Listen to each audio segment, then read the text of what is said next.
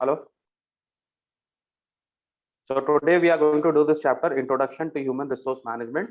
ये हम लोग का बिजनेस स्टडीज का फर्स्ट चैप्टर है और हम लोग के इस बार आईसीएससी तुम आईएससी में ना आईएससी क्लास 12 का सिलेबस में भी ये चैप्टर हम लोग को ह्यूमन रिसोर्स मैनेजमेंट करना है।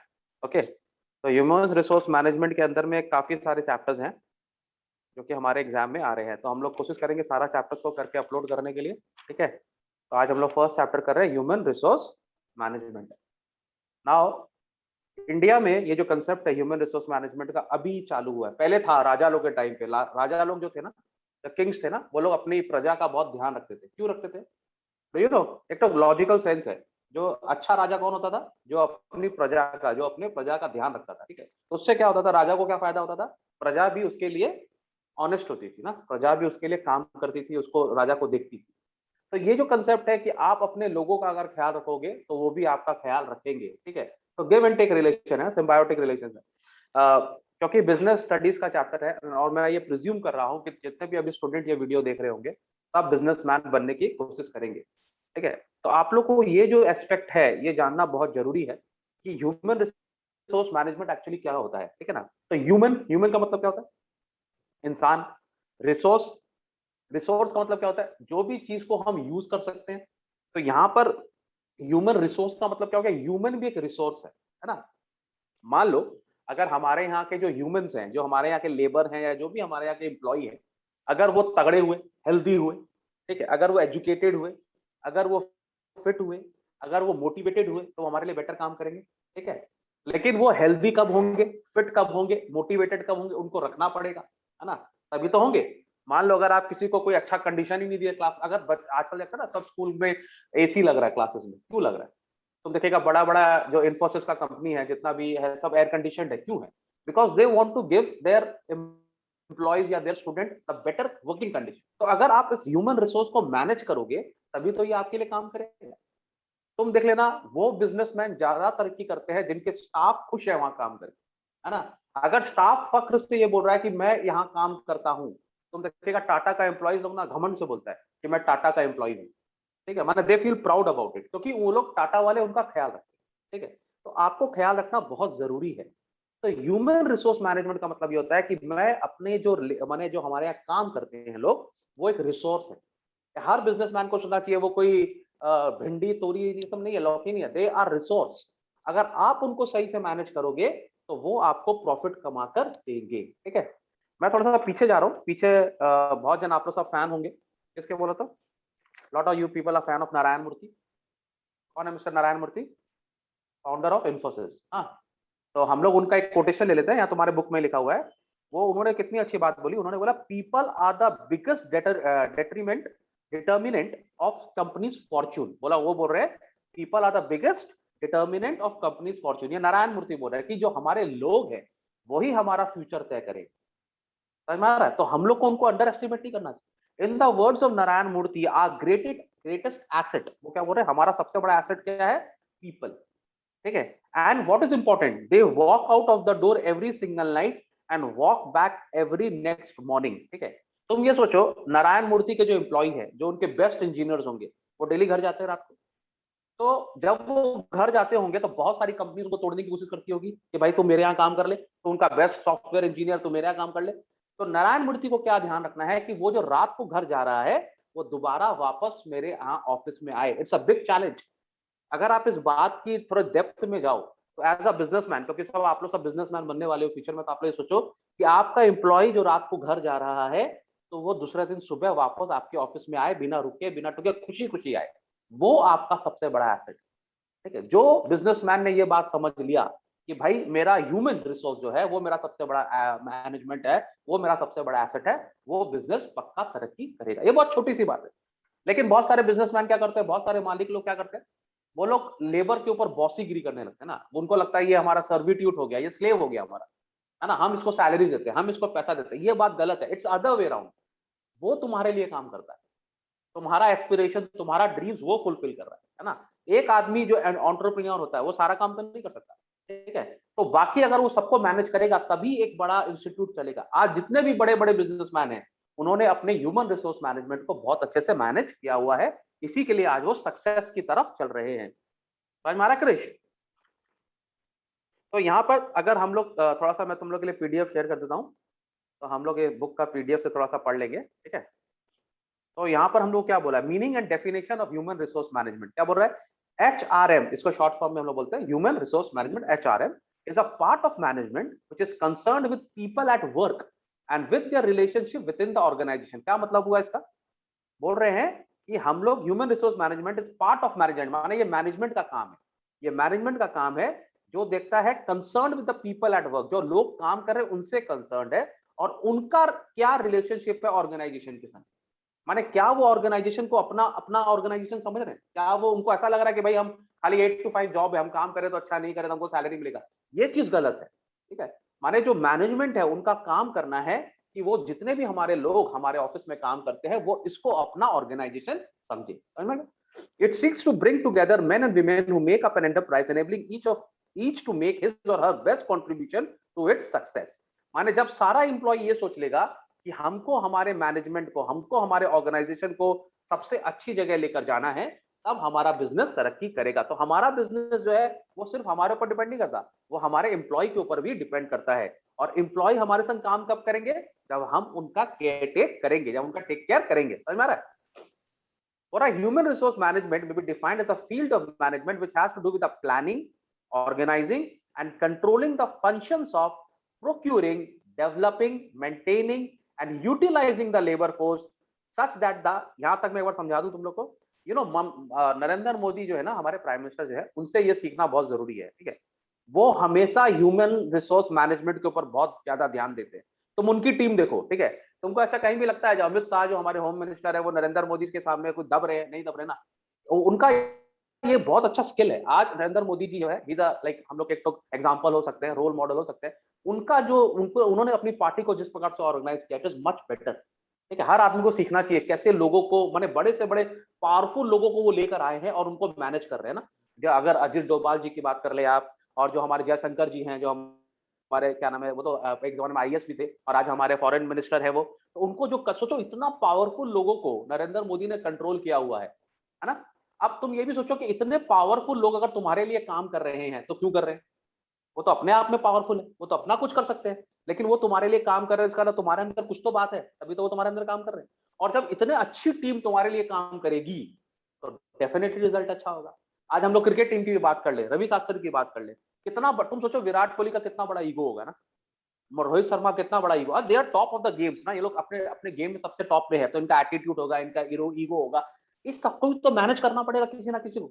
आज इंडियन टीम सक्सेसफुल क्यों है, क्योंकि कोई ना कोई है जो उनका ईगो मैनेज कर रहा है ना, तभी तो वो लोग सब एक संग काम कर रहे हैं। तो यहाँ पर मैनेजर, हम लोग को लगता है कि रवि शास्त्री कोई काम नहीं कर रहा, पता नहीं उनको क्या कर रहा है, प्लेयर लोग खेलते हैं, लेकिन इन लोग का ईगो मैनेज करना और इनको काम करवाना और इनसे काम निकलवाना, ये एक बहुत बड़ा कला होता है। इसी के लिए हम लोग ने अपना HRM डिपार्टमेंट ही अलग कर दिया। हमने एक स्पेसिफिक मैनेजर को रखा है, जो उनका काम क्या होता है, उनका काम होता है प्लान करना, ऑर्गेनाइज करना, कंट्रोल करना, ठीक है। और फंक्शंस ऑफ प्रोक्यूरिंग, प्रोक्यूरिंग का मतलब क्या होता है, सबसे पहले तो टैलेंट को लाना, टैलेंट को प्रोक्योर करना, बहुत बड़ा काम, ठीक है। उसके बाद उस टैलेंट को डेवलप करना, उससे भी बड़ा काम है। और तीसरा बड़ा काम है उसको मेंटेन करना कि वो भाग नहीं जाए, है ना। तुमने एक आदमी को लाया, बनाया, कराया और फिर वो तुमको छोड़ के भाग गया, तो सारा किया करा पानी भर फिट गया, ठीक है। तो प्रोक्योर करना, डेवलप करना, मेंटेन करना सबसे बड़ा बात है।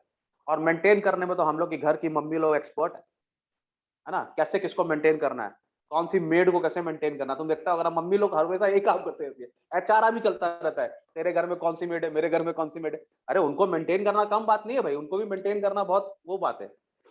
एक दिन एक लड़का मेरे को बोल रहा था कि सर जानते हैं मम्मी और पापा में क्या फर्क होता है, हम बोले क्या फर्क होता है, बोला पापा तो एक फील्ड में MBA होते हैं, मम्मी लोग हर फील्ड में MBA होती है हर डिपार्टमेंट में वो लोग मास्टर है कि नहीं। और ये बात फैक्ट है, उनके पास सारा पापा का कोई इन्फॉर्मेशन, पापा का क्या इन्फॉर्मेशन है, उनका बिजनेस, बिजनेस में कितना हो रहा है, कैसे हो रहा है, किसको देना किसको लेना, खाली उनका वही दिमाग चल रहा है बिजनेस में।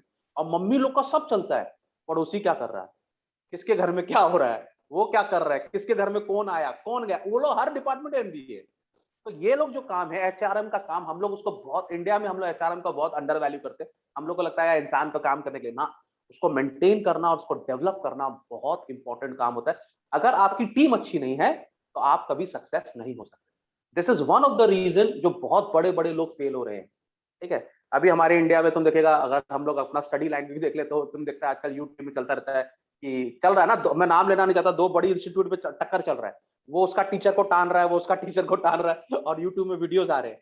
तुम लोग शायद फॉलो नहीं कर रहा होगा, लेकिन है, मैं नाम नहीं, बहुत सारे बच्चे समझ गए होंगे। माने तो उसमें लड़ाई चल रही है कि वो टीचर छोड़ के उसके यहाँ चला गया, वो टीचर छोड़ के उसके यहाँ चला गया। तो लड़ाई इस बात की हो रही है कि टीचर बोल रहा है टीचर बेकार है कि वो हमको छोड़ के चला गया, लेकिन तुमने कभी ये सोचा कि क्यों छोड़ के चला गया? तुम्हारी भी तो गलती हुई होगी, तभी तो छोड़ के चला गया, है ना। अगर तुम उस टीचर को मेंटेन करते, जो उसकी कैपेबिलिटी है वो उसको समझाते, समझाना भी है, ये नहीं कि मुंह खोल के मांग लिया तो दे दो, नहीं, अगर उसकी जो एक्चुअल वैल्यू है, सबसे पहले तो आपको एस्टिमेट करना पड़ेगा कि कितना वैल्यू है इसका, और उसको समझाना पड़ेगा भाई साहब तुम्हारी इतनी वैल्यू है। उस वैल्यू के बाद अगर वो तुम उसको देने को भी रेडी हो तुम हो गए, उसके बाद अगर वो तुमको छोड़ के जा रहा है तो माने तुम्हारा भी तो प्रॉब्लम हो सकता है, तो हमको भी तो देखना पड़ेगा ना। और हमेशा याद रखो, one Virat Kohli can change a cricket match, right. आज अगर विराट कोहली किसी और टीम में चल जाता तो इंडिया को भारी पड़ जाएगा ना, है ना। आज रोहित शर्मा किसी और टीम में चलेगा, इंडिया को भारी पड़ जाएगा ना, है कि नहीं। सोच के देखो बात को, अगर आज विराट कोहली सपोज कर लो क्या रॉयल चैलेंज बैंगलोर को छोड़ के कोलकाता नाइट राइडर्स में चल जाएगा तो भारी पड़ जाएगा। तो विराट कोहली को मेंटेन करना होगा, है ना उसको, और सबसे पहले उसकी टीम, उसको जज्बा दिलाना पड़ेगा कि वो आरसीबी के लिए खेले। जैसे महेंद्र सिंह धोनी है, वो दिल्ली किसके लिए खेलता है, चेन्नई के लिए खेलता है, तो वो कितना पॉजिटिव हो गया ना उसके बारे में। आज अगर वो, अगर सपोज कर लो उसको चेन्नई को छोड़ के कहीं और चल जाएगा तो प्रॉब्लम हो जाएगा टीम। तो हम लोग को हमेशा याद रखना पड़ेगा कि उसका इंटरेस्ट बना हुआ रहे। जो फुटबॉल लेवर है, मेसी बेचारा अभी सामने मेरे बैठा है तो फुटबॉल लवर, दिल में दुख हो गया देखो सामने है ना, है। लेकिन उसको वो रोया, मेसी रोया, जब वो अपनी टीम से को छोड़ के गया, मेसी रोया। उनके साथ शायद कुछ फाइनेंशियल प्रॉब्लम था, नहीं हो पा रहा था, लेकिन वो रोया ना, तो इसका मतलब कितना अटैचमेंट है। तो तभी तो सक्सेसफुल है उसका क्लब, क्योंकि जब इतना बड़ा स्टार आपके लिए रो रहा है तो मैंने कुछ तो किया है ना भाई उसको मेंटेन करने की। समझ में आ रहा बात? तो such that the objective for which companies established are attained economically and effectively, बहुत इंपॉर्टेंट है। अगर मैं एक, तुम लोग बहुत जन के सपने होंगे कि हम बहुत बड़ा बिजनेसमैन बने, कैसे बन जाएगा बहुत बड़ा बिजनेस? मेरे पापा मेरे को एक बात बताते हैं बहुत अच्छी, जो मेरे याद आता है, तुम लोग को मैं आज शेयर करना चाहता हूँ बात। मेरे पापा बोलते हैं अगर तुमको करोड़पति बनना है तो तुमको लखपति बनाने होंगे। बहुत बड़ी बात, इतना बड़ा दिल होना चाहिए क्या, अगर तुमको करोड़पति बनना है तो तुमको लखपति बनाने होंगे। तुम 100 लखपति बनाओ, तुम करोड़पति बन गए ऑटोमेटिक, है कि नहीं। लेकिन हमारे यहाँ दिल बड़े नहीं है ना, हम लोग सोचते हैं लेबर को 1000 रुपए में रखो, है ना, स्टाफ को दो मत, ये गलत है। अगर आप उसको मोटिवेट नहीं करोगे तो आप कभी भी इकोनॉमिकली एंड इफेक्टिवली अपने कंपनी का जो गोल है वो कभी नहीं ले पाओगे। समझ में आ रहा बात? ठीक है। Objective of all level human resources are serve to the highest possible degree of level of human resources are serve to the highest possible degree का मतलब ये हो गया कि हम लोग को जो भी इंसान से काम कराना है या जो भी उनसे काम लेना है वो हम पूरा ले सके, 100% उनको यूटिलाइज कर सके। ठीक है। Objectives of society are duly considered and serve. और अगर देखो, अगर ह्यूमन रिसोर्स सही से काम करेगा तो सोसाइटी को भी बेनिफिट होगा, है ना। अगर एक आदमी अच्छी गाड़ी बना रहा है तो वो गाड़ी चलाएगा कौन? सोसाइटी चलाएगी। अगर हमारी समझ करो कार मैन्युफैक्चरिंग का काम है, अगर हमारे सब लोग मिलकर एक अच्छी गाड़ी बनाते हैं तो फायदा किसको होगा? सोसाइटी को, है कि नहीं। और हमको वो रिसोर्स वेस्ट नहीं करना, क्योंकि जब आप जिस जगह पे, वो जो लैंड पे आप गाड़ी का बनाए हो अपनी फैक्ट्री, वो लैंड पे खेती भी हो सकती थी, ये बात को समझ में आना। उस लैंड पे एग्रीकल्चर भी हो सकता था, लेकिन आपने एग्रीकल्चर छोड़ के उसमें मोटर कार आप बना रहे हो, तो माने आप कितने लोगों का खाना छीन रहे हो। तो अब आप उसको जो गाड़ी दे रहे हो अच्छी देनी चाहिए, कम से कम कहीं तो आप सोसाइटी को सर्व करो। अगर आप सोसाइटी से एक रिसोर्स ले रहे हो तो सोसाइटी को दूसरा रिसोर्स दो, क्योंकि रिसोर्सेज आर लिमिटेड। समझ में आ रहा बात को? Human resource management is the planning, organising. Management का प्राइम फंक्शन ही होता है पॉस्टकॉप, अपन बार बार देखेंगे इसको ना। मैनेजमेंट का प्राइम कंसर्न ही होता है पॉड्सकॉप, पॉड्सकॉप बोलते हैं हम लोग। पॉड्सकॉप का मतलब क्या होता है? पी से प्लानिंग, ओ से ऑर्गेनाइजिंग, डी से डायरेक्टिंग, एस से स्टाफिंग, सीओ से कोऑर्डिनेटिंग, आर से रिपोर्टिंग, बी से बजटिंग। ठीक है। तो कोई भी फाइनेंस है उसका यही फंक्शन है, आप लर्न कर लो इसको। क्या नाम है? पॉड्सकॉप। क्या? पॉड्सकॉप। क्या? पॉड्स। और ये सब बुक में भी दिखा रहता है, ये मेरा खुद का बनाया हुआ नहीं, ये बुक में भी है। ठीक है। पॉड्सकॉप तो planning, organising, directing, staffing, coordinating, reporting, budgeting. ये कोई भी मैनेजमेंट को अगर तुम पूछेगा आपका मेन फंक्शन क्या है, तो मैनेजमेंट का मेन फंक्शन होता है प्लानिंग करना। पहले प्लान कौन करेगा? मैनेजर ही तो करेंगे, मैनेजमेंट प्लान करेगा। फिर उनका काम है ऑर्गेनाइज करना, बहुत इंपॉर्टेंट है। आज आप शादी भी, हम लोग सोच लो, जब आप शादी, जैसे आपके घर में शादी है, ठीक है, और आप अपने घर में सबसे बड़े लड़के हो, ठीक है, और आपको पापा बोल रहे हैं कि बेटा हेल्प करो, तुम लोग तो 12 में आ गया, अब तुम लोग शादी इवेंट को क्या नाम है हेल्प करो। तो सबसे पहले काम करना पड़ेगा, प्लान करना पड़ेगा ना, अभी शादी है, पहले प्लान करना पड़ेगा, फिर उसको आदि को ऑर्गेनाइज करना पड़ेगा, है ना। उसके बाद डायरेक्टिंग करना पड़ेगा, डायरेक्टिंग मतलब कौन आदमी क्या काम करेगा, किधर जाना है, नहीं जाना है। उसके बाद इंपॉर्टेंट है कंट्रोल करना, सब आदमी काम कर रहे हैं, उनका काम को कंट्रोल भी तो करना पड़ेगा, ठीक है। तो कोई भी मैनेजमेंट का ये बेसिक काम होता है, सबसे पहले प्लान करिए। आप पढ़ाई करते हो, है ना, अब आप बोर्ड के लिए तैयार कर रहे हो, सबसे पहला काम क्या है, प्लान करना, कि भाई मेरे को आईएससी पढ़ना है, मैं कैसे पढ़ूंगा, किस टीचर से पढ़ूंगा, कहाँ जाके पढ़ूंगा, बैक बेंचर से पढ़ूंगा कि नहीं पढ़ूंगा, सब्सक्राइब करना पड़ेगा, प्लान करना पड़ता है ना। सब्सक्राइब नहीं करोगे तो काम कैसे होगा, है कि नहीं। क्या आदित्य, तुम सब्सक्राइब किए हो, गुड बॉय। तो प्लान करना पड़ेगा, ऑर्गेनाइज करना पड़ेगा। अच्छा पहले तो मैं आपको बता दूं, क्रिश आज फिर मेरे पास बैठा हुआ है 2 साल की फांकी मारने के बाद में। तो आप लोग सब क्रिश को जानते हो, जितने भी मेरे चैनल वाले हैं ना। ये क्रिश, हाय, एवरीबॉडी नोज यू। अच्छा एक दो लड़के मेरे को बोल रहे थे ना, जो तेरा जो कौन सा एग्जाम के बाद तू आया था ऐसे खुश होके, लिटरेचर के एग्जाम पर, हाँ तू ऐसे करके कर रहा था ना, जो हम लोग वीडियो बना के डाले, तो बोला सर वो एक्टिंग है। वो झूठ है, तो वो झूठ था ना। तो बहुत सारे बच्चे, तो क्रिस देखो अब पहले से सुंदर भी हो गया, हैंडसम भी हो गया, बड़ा भी हो गया, 12 में भी आ गया, 2-3 साल बाद शादी भी करेगा। तो हम लोग उसके लिए फिर पूरा पोस्ट वॉक करेंगे, है ना। तो हम लोग प्लानिंग करेंगे, ऑर्गेनाइज करेंगे, उसका भी वीडियो डाल देंगे हम लोग अपने यूट्यूब पे। तेरा शादी का वीडियो हमारा यूट्यूब में जाएगा, प्लीज टेंशन ना ले। तो ये देखो, ये सर की भी एक तो बात है कि सर के स्टूडेंट सर के पास आते हैं, है ना। तो दिस इज ऑल्सो HRM। है कि नहीं। तो सर कुछ देते हैं तभी सर के पास आते हैं लोग, ठीक है। तो प्लानिंग, ऑर्गेनाइजिंग, डायरेक्टिंग, कंट्रोलिंग। अब इसके बाद देखो ये इंपॉर्टेंट है, और तुम लोग सबको मैं बोल रहा हूँ, यहाँ पर बहुत सारे बच्चे बैठे हैं जिनको बिजनेसमैन बनना, सब बनना मेरा आशीर्वाद है, एंटरप्रेन्योर बनना आप लोग। लेकिन हमेशा याद रखना, सबसे इंपॉर्टेंट काम क्या है, प्रोक्योर करना। प्रोक्योर करना का मतलब क्या होता है, पहले लोगों को, अच्छे लोगों को खोजना। आपकी टीम के लिए सबसे पहले उनको प्रोक्योर करना बहुत जरूरी, फिर उसको डेवलप करना। याद रखना, कोई भी आपका जो एम्प्लॉय है उसको डेवलप आपके हिसाब से काम करेगा ना, वो आपके काम करने का तरीका क्या है। कोई लोग हैं जो रात को काम करना चाहते हैं, कोई लोग हैं दिन में काम करना चाहते हैं, कोई लोग हैं एकदम ऑर्थोडॉक्स स्टाइल में काम करना चाहते हैं, कोई लोग हैं पूरा एकदम टेक्नोलॉजी में काम करना चाहते हैं। तो आपका स्टाफ को आपको अपने हिसाब से डेवलप करना पड़ेगा। पहले तो आप राइट आदमी को चुनो, सबसे इंपॉर्टेंट। हम लोग तो राइट आदमी नहीं चुन पाते, है ना। देख बहुत बड़ा, देखो ये बोलता है ना, वो कहावत है ना कि हम क्या हीरा ढूंढ लेते, क्या था पता ना, हीरा ढूंढ लेते। तो वो प्रोक्योर करना बहुत इंपॉर्टेंट, उसके बाद उसको डेवलप करना, अरे जिंदगी लग जाती है डेवलप करने, ठीक है। उसके बाद कंपनसेशन। कंपनसेशन का यहाँ का मतलब क्या हो गया, जिस आदमी से आप काम करा रहे हो उसको भी तो पैसा देना होगा भाई, उसका भी तो घर है। मैंने क्या बोला तुमको, अगर करोड़पति बनना है तो क्या करना होगा, लखपति बनाना पड़ेगा, तो उसको कंपनसेट करना होगा। वो खुश रहना चाहिए आपके पास, है ना। आप अपने आदमी को रख रहे हो, उस आदमी का स्कूल का फीस नहीं भरा है बच्चों का, वो क्या खुश रहेगा घर पे।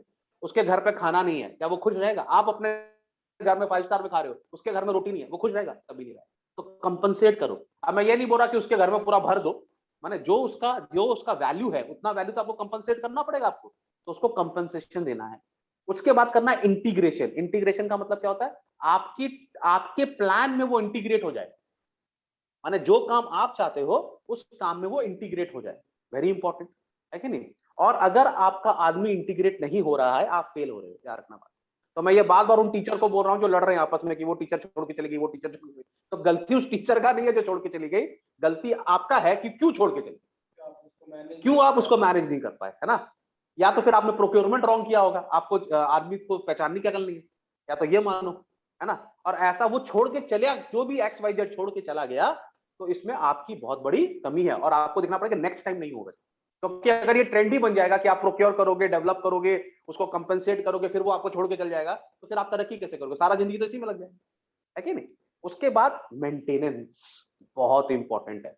जो आप लोग याद रखना, वो हम क्या बोले अभी, हम लोग पढ़ रहे थे, किन के बारे में पढ़ रहे थे हम लोग, मिस्टर मूर्ति के बारे में। नारायण मूर्ति ने कितनी अच्छी बात बोली, हर रात को आपका आदमी घर जा रहा है, और नारायण मूर्ति के दिमाग में हमेशा टेंशन था कल सुबह आएगा कि नहीं आएगा। अरे ह्यूमन रिसोर्स है ना, अब वो तो बड़ा इंजीनियर है, वो तो जा सकता है, आप उसको रोक नहीं सकते। एक बड़ा पढ़ा लिखा इंजीनियर को, जो MBA किया हुआ, IIT किया हुआ, तुम उसको रोक सकता है, कभी नहीं रोक सकता, उसका चॉइस। तो ये किसके ऊपर आता है बर्डन, ये नारायण मूर्ति के ऊपर बर्डन है कि वो जब रात को जाता है थक कर, तो वो सुबह आए खुशी खुशी आए। नहीं, हम जाएंगे तो इन्फोसिस में जाएंगे, हम कहीं नहीं जाएंगे। तुम लोग को ये बात छोटा लग रहा है, ये बात छोटा नहीं है बेटा। लेकिन हमारे जो बहुत सारे यंग लोग को क्या लगता है ना, जैसे ये बच्चा लोग से, इन लोग को लूट लो, दबा लो, इन लोग को नहीं समझा, खिलाओ मत इसको, लखपति मत बनाओ इसको, हम करोड़पति बनेंगे, सामने वाला गरीब ही रहना चाहिए, ये गलत है। ठीक है। Maintenance and reproduction of human resource to the end that individual, organization and social objectives are accomplished. देखो अब यहाँ पर बहुत अच्छी बात बोला है, अब थोड़ा सा तो क्योंकि पढ़ाई है तो थोड़ा सा कंपनसेट भी करना पड़ता है, पॉलिटिकली भी करेक्ट होना पड़ता है लोग को।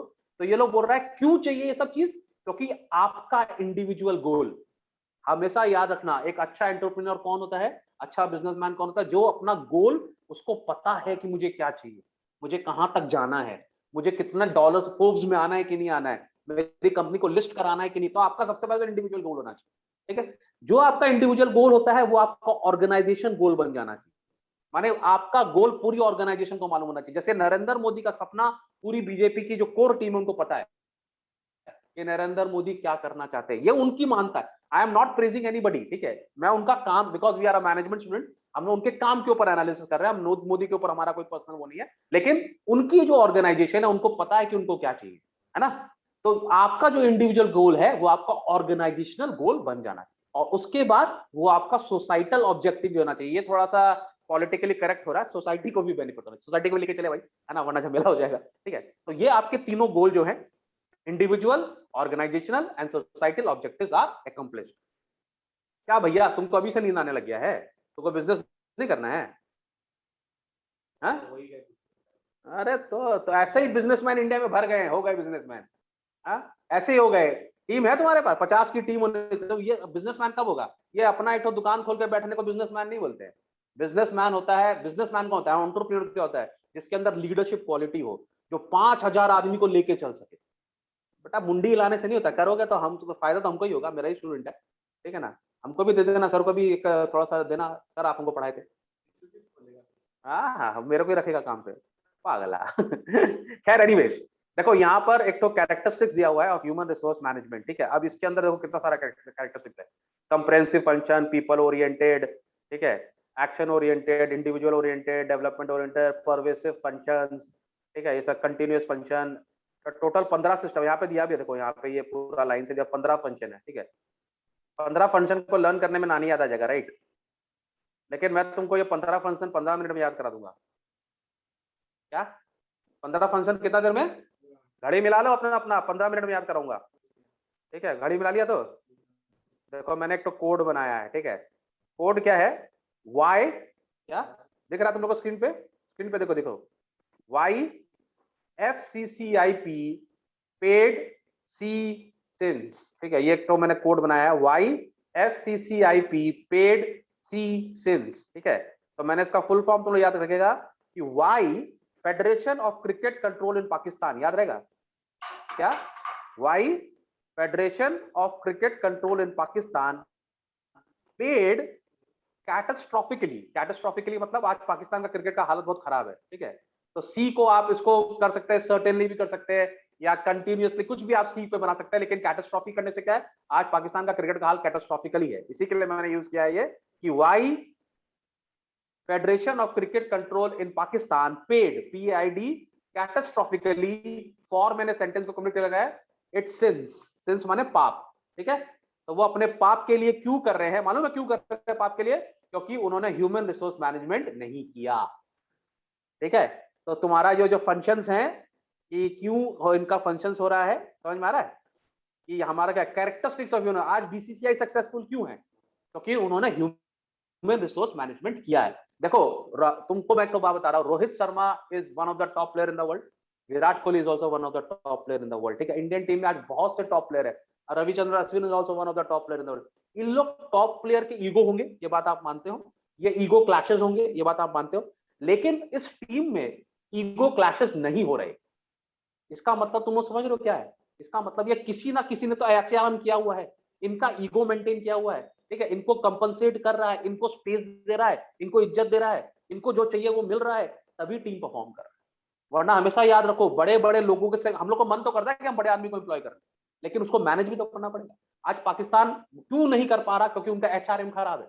उनके अब देखो शोएब अख्तर इतना बड़ा प्लेयर था, ठीक है, वसीम अकरम इतना बड़ा प्लेयर था, और क्या नाम है, वकार यूनिस इतना बड़ा प्लेयर था, वो तीनों एक संग बॉलिंग कर रहे हैं, पर तुमको लगता है उनका ईगो मेंटेन करना, उनका ईगो मैनेज करना आसान बात है। 3 मर्सिडीज, 3 बने ऑडी, 3 BMW है, और तीनों BMW का एटीट्यूड होगा, एरोगेंस होगा, लेकिन उनको संभालना बहुत मुश्किल है। अगर आप उसको संभाल लिए तो ये आपकी टीम डेडली हो गई। जैसे वेस्ट इंडीज की थी एक जमाने में, है ना, मेलकम मार्शल बॉलिंग करता था, इयान बिशॉप बॉलिंग करता था, कॉटनी वॉल्स था, उनका ह्यूमन रिसोर्स मैनेजमेंट उस टाइम ठीक था, उन्होंने इन तीनों का ईगो को मैनेज कर लिया तो वो सक्सेस हो गए। ऑस्ट्रेलिया की टीम बहुत बढ़िया थी क्योंकि ह्यूमन रिसोर्स मैनेज, मैकग्राथ अपने आप में बहुत बड़ा प्लेयर था, मानता ही है तुम लोग।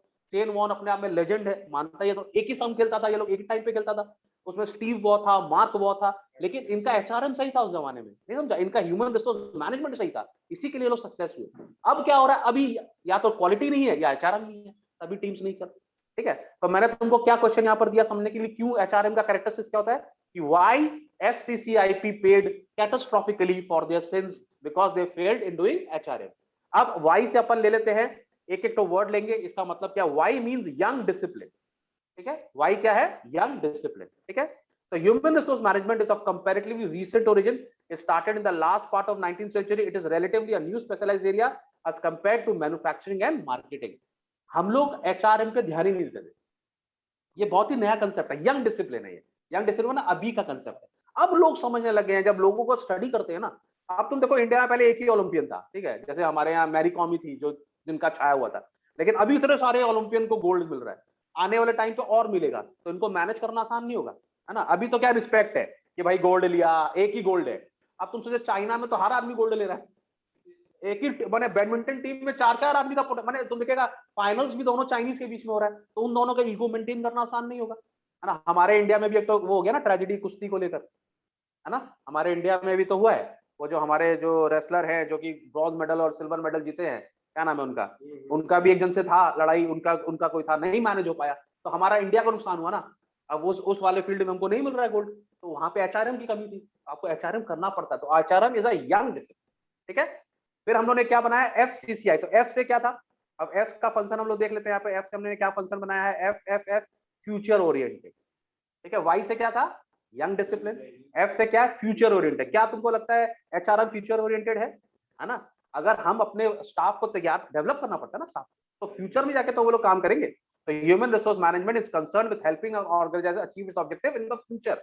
आज हमने एक लड़के को बनाना चालू किया है, वो रिजल्ट कब देगा, 4 साल 5 साल के बाद, लेकिन अगर वो चला जाए हमको छोड़ के तो ब्रेन ड्रेन हो जाएगा, सारा सारा कहानी खत्म। ठीक है, फिर एफ सी सी आई, तो सी से continuous function, HRM is a continuous function. आपको हर वक्त देखना पड़ेगा कि एवरी डे मेरा एम्प्लॉय खुश है कि नहीं है ना। एक दिन मेरा एम्प्लॉय खुश है, 4 दिन खुश नहीं है, अच्छी बात नहीं है। आपको कंटिन्यूसली उसको अपग्रेड करते रहना पड़ेगा, कंटिन्यूसली आपको काम करते रहना पड़ेगा।